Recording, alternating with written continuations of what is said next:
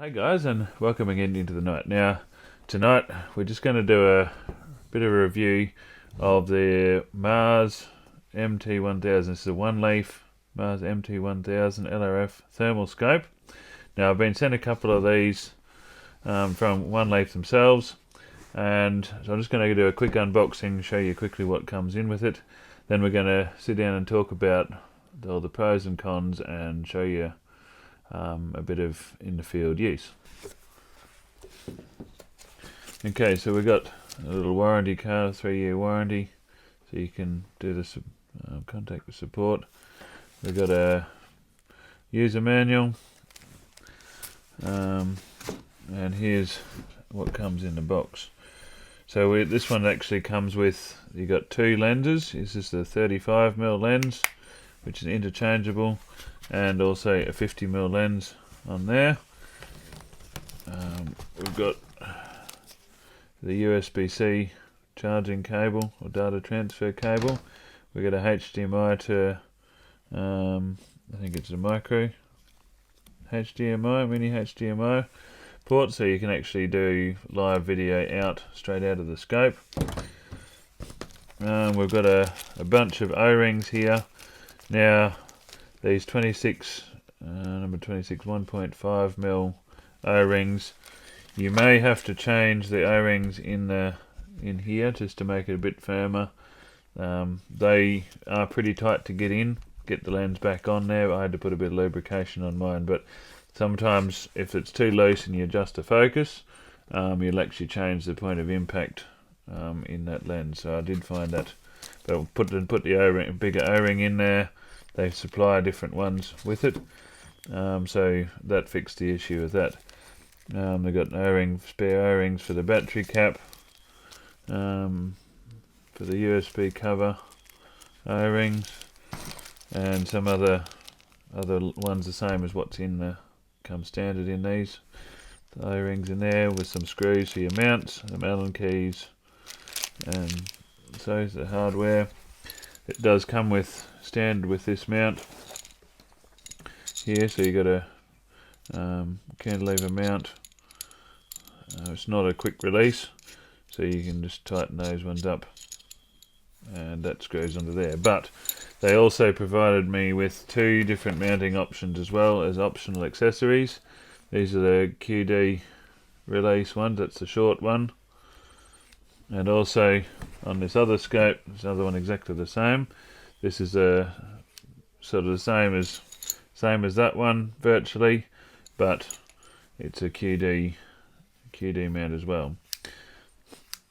So I'll talk more about that a bit later on.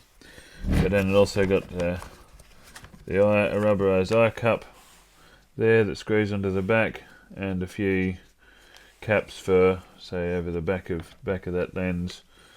One to go over the back of the 50mm tube, and so forth. So that just attaches, screws onto the back of that. Now I'll just put this aside, and I'll go over a few of the features of the scope. So we've got the 50mm lens on the front there. There's your little switch so you can pull that back there, and you can rotate that band down until it clicks into place, or you rotate the hand there till it gets to the arrow, then the whole lens will just come off the front. Make sure it's all clean and no dust on it when you put it back together. Like I said, once you put the big O-ring in here, it is pretty difficult to get that O-ring, that cap, to go back on. But you push it in there, hold that in, and rotate it round to the lock position until you hear it go lock into place. There's your focus for your image focus. Now it has got a 640 by 512 thermal imaging sensor in it, so it has got an excellent picture. It's also got a laser rangefinder with ballistics data, so if you put all your data into your rifle, it'll actually tell you where to aim. It comes with a 18650 battery, which is a Samsung battery, a 3200 milliamp hour battery, and they say the runtime is about 5 hours. I think I got around about 4 4 and a bit, but it all depending. 5 hours maybe if you got it on 30 hertz refresh rate in the sensor. So it is adjustable. So I like that feature about it. You can adjust it if you want to save power, put it back to 30 hertz. If you are panning around a bit, you will notice a bit of stutter in the image, but you can also adjust it up to 50 and also to 60 hertz, so it really takes the lag out of the image. But at 60 hertz it will chew the power a lot quicker. So I also been testing some of these X-Tar batteries as well that I've been sent. They've got a 4000 milliamp hour battery, so I got about 5 hour run time out of them. So it only comes with one battery. I'd recommend getting a few more as well, just so you can last the night out. But just if you come over here and have a look more closely at some of the features on this. There's a little cap on the side, it unscrews. There is an O-ring in there with a spare one that comes with, but you've got a micro SD card, a 64 gig micro SD card. You can pull it out easily and just push it in, make sure it clicks into place. There's a HDMI live video out and also a Type C USB port there. And it's all under this cover, so when the cover's off, it loses its waterproof rating, but you can put it all on there. And I have to double check the instructions, but I think it's the IP64 rating. So you got your scroll menu system up here, which also doubles as your digital zoom. And so you turn it clockwise on your home screen. I'll do a recording into the back of here so you can see what I'm doing through the menu system and everything. So when you scroll that from the home screen, that zooms in, and is kind of counterclockwise zooms out. You long press and hold, goes to the menu. If you do just a short press, that turns your laser rangefinder on or off, and also uses your for your ballistics data calculation, everything. And so yeah, well, if you long press when you're in a menu, you can select stuff like that, so auto escape out of the menu. Now you got a record and a picture button here. A long press takes a photo, and a short press, just a quick press on there, starts a video recording. So I really like that feature about it. You don't have to muck around trying to hold it for so long. Now it's got a microphone in the middle there, and it is actually quite a good microphone, but being in the middle of the buttons, if you're using the buttons while you're recording, it does pick up a bit of the button noise and that too. It's also got a reset button in there if you probably get a little thin, like a pin or something to poke into there if you need to reset it for some reason or other. But you got your brightness buttons there. If you just a single press on that changes your screen brightness, a long press changes your scene mode, and a quick press on that side changes your color palettes, and a long press goes into your extra so you can view your videos that you've just taken. But actually, one thing I realized the other night, when you're in the menu, there's 4 pages of menu options in there. So there's a lot of things, but they are very straightforward, easy to understand. There's not really many sub-menus in the thing, so you just scroll through. There's a fair bit of information in there. But if you want to just go from one page to the next instead of scrolling all the way to the bottom and into the through, you can just use those 2 buttons. That just goes from one page to the next, so that's quite a nice feature. You got your diopter adjuster on the back here to get your screen in focus. And there's your power button there, so that lights up as well. So there's a little slight dim green light in that all the time when it's on. And actually there's an option to actually turn your backlights on in these buttons too. So if you're just learning how to use the buttons and you're in the dark, you can look up there and see which button's what without having to turn another light on. So it's quite a nice feature.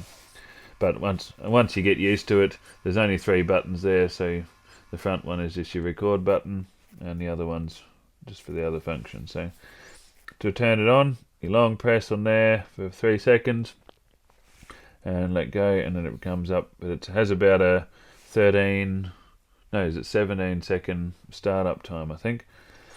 So I think the weight of it was 792 grams. That was with this one with this mount and the battery.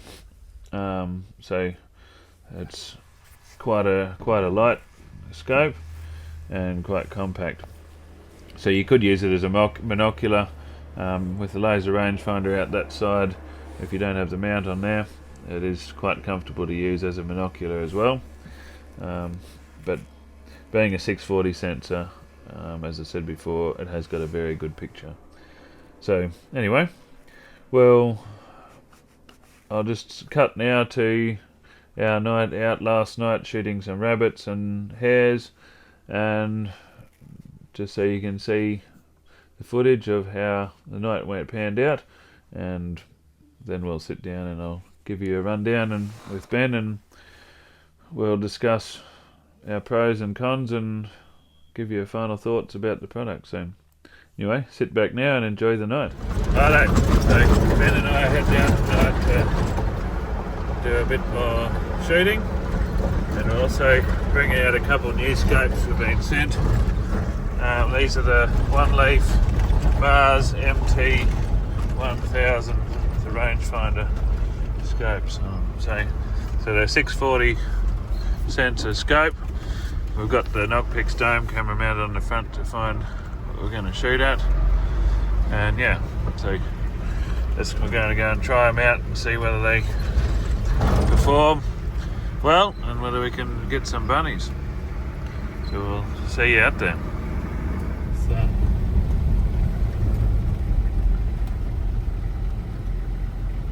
A log. Definitely a headshot. What's that? Something there in the ground. What's that? What's that over there to the left? Rocks. Oh, rat kangaroos, I think. Or they echidnas.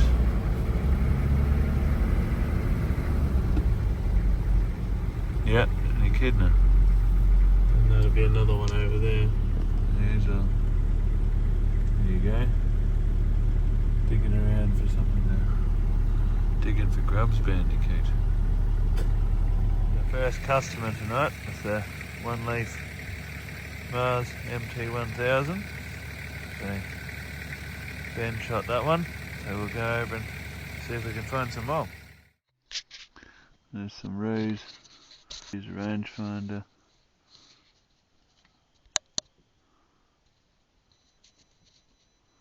Yeah, 89.2 metres.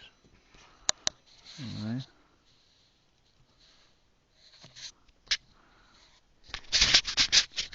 You can change the colour palettes there, so it's red hot. It's a iron bow, rainbow, night mode they call it,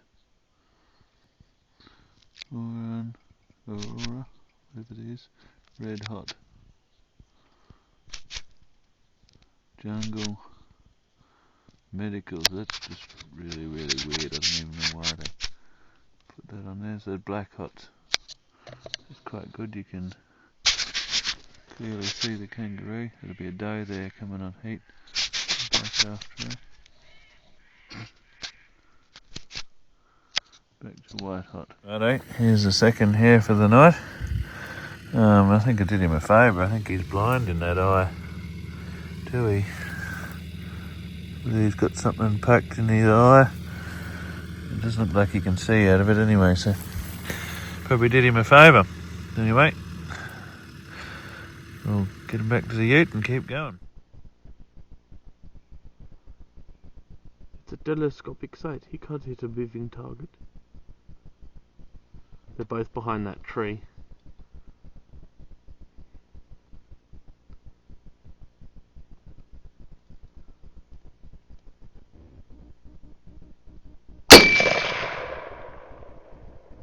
Was that one? Hey? Yep, got one.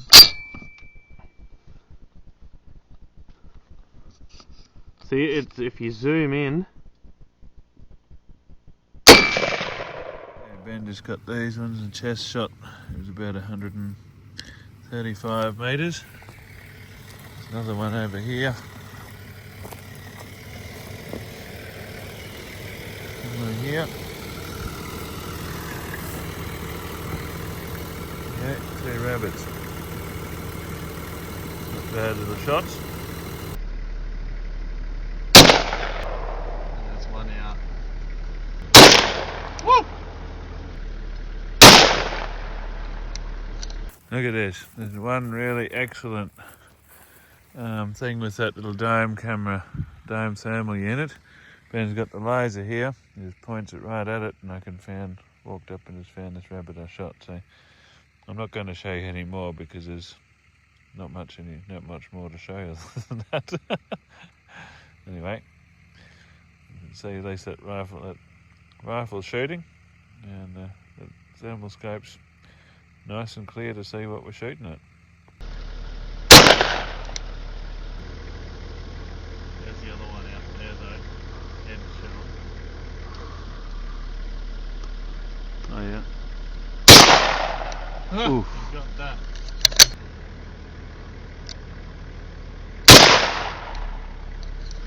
All I can see is his ears there behind that log. I shot him through the log. I shot through, came out the back and took him out. So that's one rabbit. Another one over here. Oh, I'm not even going to go near him, he's too much of a mess. And number 3. Just over here somewhere. There he is there. So that's 3 rabbits. Again, add them to the pile and keep going.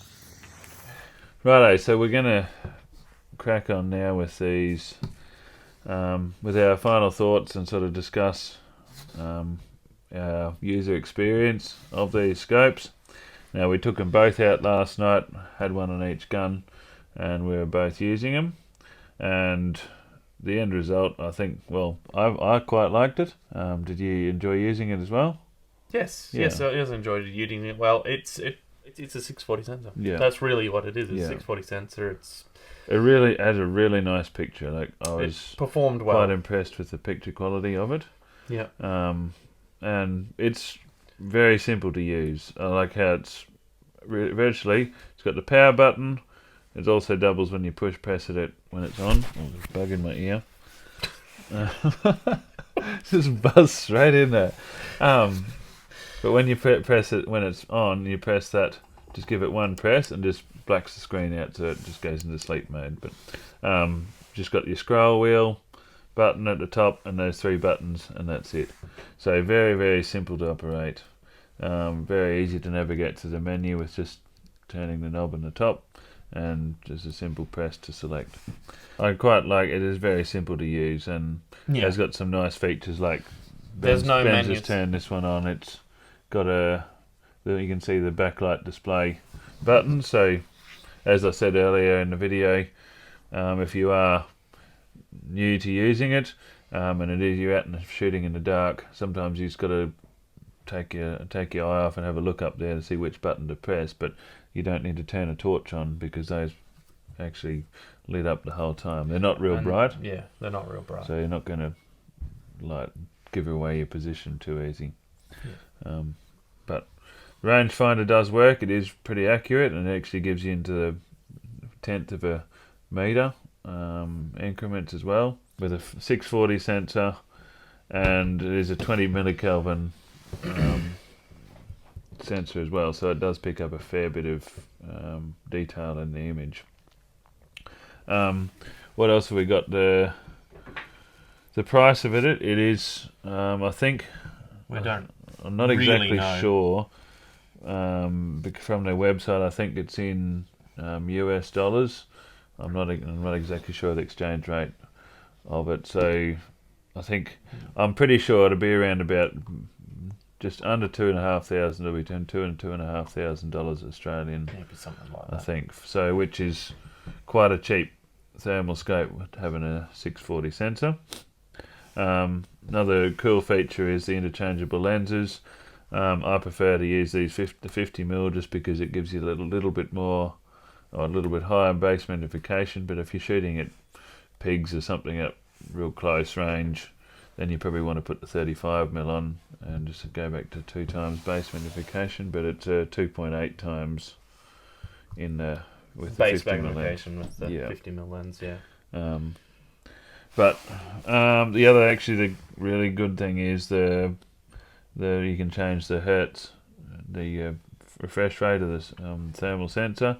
So if you want to save battery, you don't mind putting up with a little bit of lag in the image when you're panning around.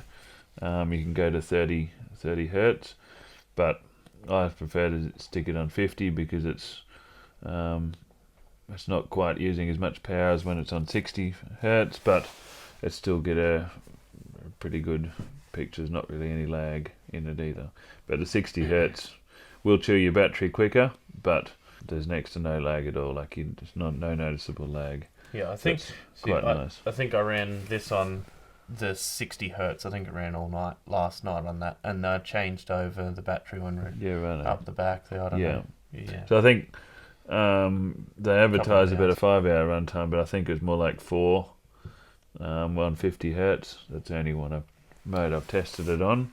That was also sleeping the scope too in between. Yeah. So it's about 4 hours, or I presume it was about 4 hours sleeping the scope in between. Yeah. But I have been using these X-Tar batteries as well with a 4,000 milliamp hour battery, and I did get about 5 hours of runtime out of that. So a higher milliamp, like higher capacity battery, obviously you should get a bit more runtime out of it. And that was 50 hertz without sleeping it at all. So. So I do recommend getting a few batteries as well, just to have in your pocket. You can swap them out. You do still have to screw the thing in each time. There's no quick door to get into, so just be careful of the threads. You don't cross thread it because it is aluminium. But speaking of aluminium, the whole body is it feels good quality and strong. It is an aluminium body and quite a nice scope to use. Well, there you go. I'm proving it's difficult to get the thing back on. Yes, I know. It's easy to cross thread. Probably would be easy to cross thread them. So just be careful. Maybe put a bit of, say, a thread, like a grease sort of stuff on the threads, just to make them so they're not so dry and don't dry out. What's that stuff you use? I use a Nia gel, especially on my torches and stuff. It's I think it's a night core, I think. It's good, or whatever it is. It might even be Army Tech. I think it's pretty much all. But it's Nia gel is what it's called anyway, and I use that on the threads and O-rings and all sorts of stuff because it's just sort of like almost like a silicon-based grease. Yep. But anyway, we're getting on with our cons. The startup time is a 17-second startup time, so it's a little bit longer. I like to see a bit quicker startup. It's nothing too drastic. If you're sort of out there and you're waiting for something anyway, you're gonna have your scope on, so that shouldn't be an issue, unless for some reason the battery ran flat. Unless you forget to turn it on before you go. Or that. But I did last night. I went to go and shoot his hair, and I hadn't turned the scope on. The other issue is if your battery ran flat right as you're wanting to shoot something, and then you had to change the battery out and then start the scope up again, it would be a little bit of a lengthy process. But anyway. Another thing was the lag in the zoom. So when you go to actually zoom in, it's nearly a second from when you actually click it. So one click in clockwise direction on the menu. So one click is nearly 1 second before it actually changes the image and zooms the image in. So I find that pretty annoying. I reckon they could speed that up a lot. One thing I do like, just to interrupt, is the nice pronounced clicks of that. It's very nice, very helpful if you're out there. Some of them, if it's sort of more like a knob, you don't kind of know roughly where it's. And it's not a noisy click; it's just a definite click. Yeah. There is a slight tick tick tick, but it's not Yeah. It's not a real loud click. But it's nice, yeah. Yeah, very easy to feel. Yeah. The other thing is the colour palettes in there. There's a fair few colour palettes. There's probably really too many. Most of the time I don't use anything other than black and white hot. Occasionally use red hot, but some of the ones that are in there are quite nice to look at, and do make animals pop, and probably are useful in some situations, especially like maybe rain and thick foggy, I think, or high humidity. 90% of our shooting would all be on white hot. Yeah, so I find white hot was the best to use. But there's a really weird one, they call it medical in there, and like I wouldn't use that one at all. That's just really weird to look at. I don't know why you would use it. But anyway, it's in there, so just show it, telling you as it is.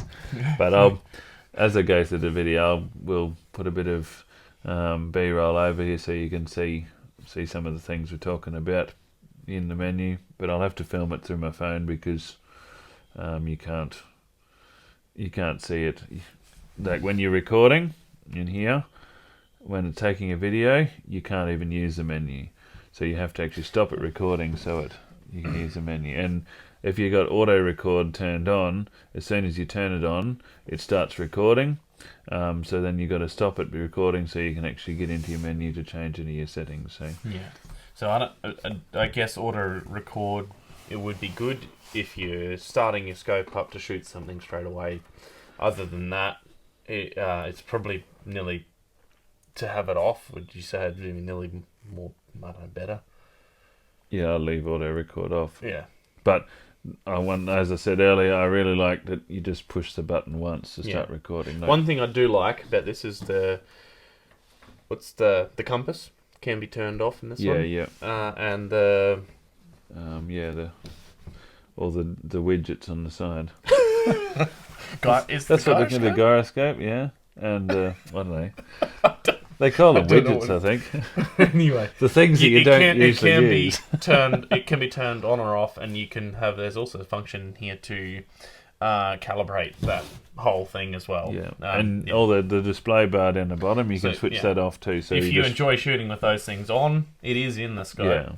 Which is I don't know. I personally don't like them.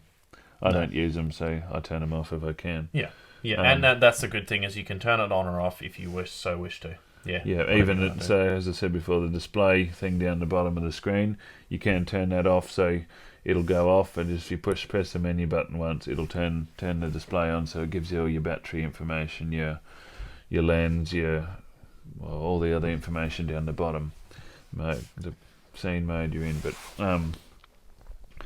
what else have we got here?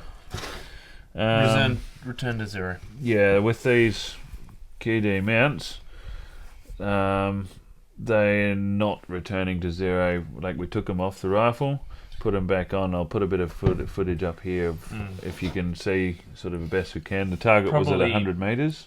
Possibly more with this one than that one. Maybe because it's short. I don't know. Shorter, yeah. I took it off. My Oceana Precision. It's got a full pick rail. It's like a fully molded. It's a fixed rail. It's so a very you good can't. rifle. Yeah. Any other we've put scopes on there before and they return to zero on. So it's not the fault of the gun. The pick rail. Or the pick rail. I pulled it off twice. So I fired a shot. It was aiming exactly where I was aiming. Pulled it off, stuck it back on, fired another 2 shots. It was low and right by about probably 2 inches low, 2 inches right. I thought maybe that's interesting, so I pulled it off again, stuck it back on again, and fired another 2 shots. And they moved at the same height. They're 2 inches low, but moved probably an inch back to the left. So it was still an inch right, 2 inches low. Yeah. And that was These are optional mounts. You do have to purchase them separately, but they do make taking on and off the rifle very good. That's not saying it doesn't shoot straight. It was shooting in the same spot each time. It's been consistent. It's consistently shooting through the same hole. Yeah. It's just the return to zero once you've pulled it off, put it back on, is not returning exactly to zero by. You could probably give it 3 inch, probably sort of a 3 or 4 inch. You know, if you're thinking dead centers, there it's 2 inches low, 2 inches right. Yeah. So but this one, well, I've shot this one off my rifle, and it seemed to be shooting more or less in the same place. It's also twice the length. It's got two grabbing points. Yeah. As well, so that was only got one, so that could be may bring it back. Could be something to do with it. So, but other than that, they shot very, very this well. This one here was within probably within about an inch or so, I think. Yeah. Yeah. It was pretty hard to tell out at 100 meters. They did shoot very well, hold their accuracy very well. All of last night, we shot things out to 200 with them. No, you got those hares, those two rabbits at about 125, 130 meters, I think. Yeah. Yeah. So yeah, they held up good, and I was quite happy with how they performed. We both ran a different reticle. Yours was the T crosshair, which has got a little dot in the middle, which is meant to be a 2MO. 2 MOA, yeah. Sorry. Mine was the crosshairs with the circle and a dot in the centre. It is a 3 MOA. Yeah. At 100. Both of us liked the green best. The green, yeah. It doesn't have a black reticle option. No, there's no. I quite like having black ones. Yes. On a lot of them, I find they're a bit easier to use, finer crosshairs, but it'd be better like being on white hot because you can put a black crosshair or even have a black center. So you can use, say on white hot, sorry. It's a contrasting colour. I find the green was probably the best colour to use, best contrast. Because the reticle is all one colour. Yeah. You don't get a black with a green dot in the middle or a black with a red dot in the middle or anything. I think like there's what's the different colour palettes. There's two types of green. There's a dark green, red, blue, white. We might have missed something, but the green, certainly the bright green or green. The one that comes standard. I'm pretty sure it comes standard, or is it red? I can't remember. I think it comes standard with the green crosshair. It's sort of like the Oneleaf green colour. You can see in the footage, I'll overlay some here. Yeah. But it is that Oneleaf green. It does actually look quite nice. So my personal opinion of it, after using it a bit, I actually quite like it. It's not a bad little scope for the price of it. With a 640 sensor in it, it is very comparable with a lot of other thermals that I've used with that resolution sensor, and I think it's got a really good picture. It is quite compact too. Yeah. It is quite compact. Like if you take the eye thing off, I mean that's as long as it is, sort of a hand's length. Yeah. It's not real wide. It's fairly low. Which is probably good for a bolt action rifle. Yeah. You want them nice and low, but perhaps for a more, what would you say, a platform style rifle like your my Oceana or your Wedgetail, it's possibly a little too low. For getting you had to get right down into it, but it was still usable. Usable, and you could change it to that mount, which would also lift it up a little bit extra if you wanted to. I just thought the size, the actual overall size of it is... Actually, that's one other thing. When I had using this in the belt action, I had to... They've put these these quick release levers on the side, the same side the belt is. I'd actually prefer to have them on this side because they were in the way of the belt. I had to move it forward. So then it was almost a bit uncomfortable for me to put my eye right up forward to get it on there because the bolt was actually hitting the lever here and was marking a little bit of mark off the corner here and mark on my bolt. Let's say if you take it out shooting and you're shooting with it a lot, or it's your only thermal that you've got or you're going to buy for now, you do want the comfort side of things there too. You don't want to be trying to hoik yourself up on the gun all night. You want to be able to sit it where you want to sit it. Yeah. But I quite like it. Yeah. overall, it's a fairly neat little unit. It's little. You can put the 35mm lens on it too, which will make it even smaller. Yeah. But this has a bit more zoom. I prefer using the 50. Wider field of view, isn't it? And I think now you can actually get pre-order some 75mm lenses for them too. 75mm lenses. Yeah. How on earth you need another mount? I don't know. Yeah. If it's a 75mm lens, that's pretty pretty big. Pretty big. Pretty wow. There's only one other scope that I've looked through with a 75mm lens. And it's big. And it's a lot of wow. Because we think this is pretty good scope, it was actually given to me for the purpose of this review. So I've decided to give it away as a channel giveaway. Now it's only for my Australian viewers. So if you're in Australia, make sure you comment, like the video, subscribe to the channel. Anyone can do that, by the way. But if you're in Australia, I've left a code word in the video, so make sure you put that comment in the comment section below, and make sure you spell it right, but it is an easy word to spell, so I won't tell you what it is. Go back and watch the video if you missed it, and put that in the comments below.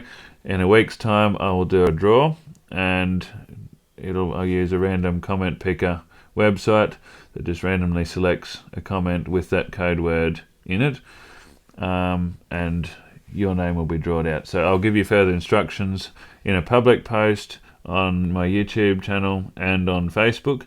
I will not announce it in the comments below. There will probably be scams and people commenting saying you've won this in the comments, but it's not true, because I will not do that. So ignore any comments like that. It will be in a public announcement, and I'll give you the instructions in that announcement. So make sure you got the bell icon turned on so that you can know when I make the announcement, and one of you will be the lucky winner of this scope.